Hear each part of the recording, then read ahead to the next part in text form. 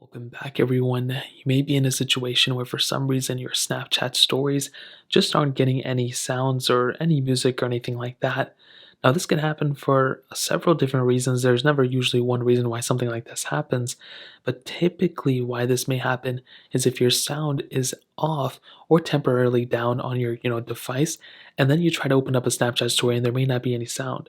So, if I go over here, you can see that there's not going to be any sound. Sometimes there's songs and stuff in the background, but if you swipe down from your control center, you can see that I don't have any sound up here. But also, if you're on Android or any other device, you can access those things by swiping down all the way and getting either into your sound panel like here and swiping up and increasing the volume, or going down to your control center and swiping up here. So once you have the volume up or down, you will still see that sometimes the volume may not be working. Now, why does this happen? Well, because Snapchat needs you to actually either, increase the volume or decrease the volume while you're inside of the app. So now if I go and increase the volume, you can see, I don't want to get a copyright strike, but you can see the sound actually ended up working there. So all you have to do is open up a Snapchat story and click either the volume up and volume down button while your volume is up. So if your volume is down and you click the down button, it's obviously not going to work.